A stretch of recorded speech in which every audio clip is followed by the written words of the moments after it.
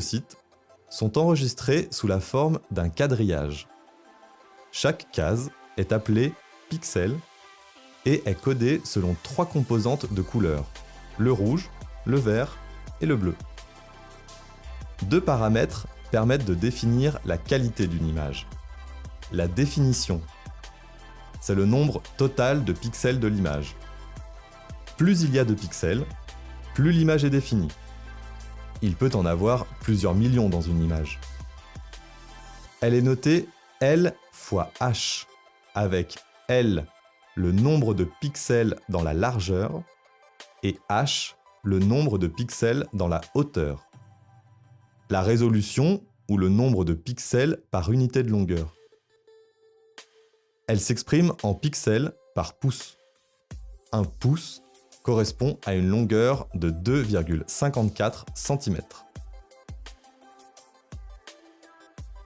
Dans une image numérique, les couleurs sont recréées en superposant les 3 composantes rouge, verte et bleue. Grâce à la synthèse additive, il est possible avec ces composantes de restituer un très grand nombre de couleurs.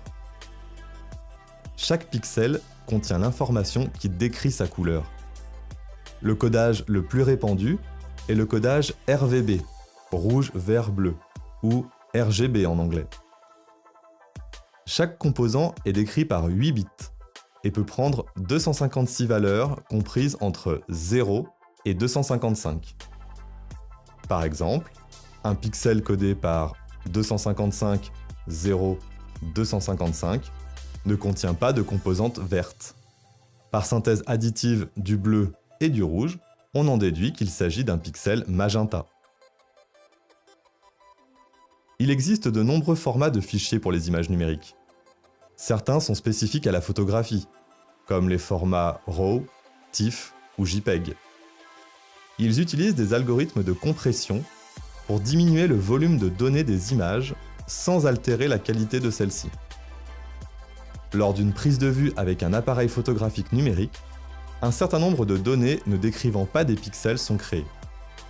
Il s'agit des métadonnées EXIF. Elles permettent de renseigner des caractéristiques liées à l'image, comme par exemple la résolution, la définition, le codage des couleurs, le lieu et la date de prise de vue, le modèle de l'appareil photographique, etc. Un appareil photographique numérique peut réaliser différents traitements automatiques pendant ou après une prise de vue. Par exemple, la stabilisation mécanique ou numérique permet de compenser les éventuels mouvements de l'appareil durant la prise de vue, limitant ainsi les déformations et les effets de flou. Des logiciels permettent également de retoucher les images après capture. Ces retouches peuvent avoir différents objectifs: artistiques, esthétiques, humoristiques, voire mensongers. Avec les avancées technologiques actuelles, il est donc important de toujours avoir un regard critique sur les images auxquelles nous sommes confrontés.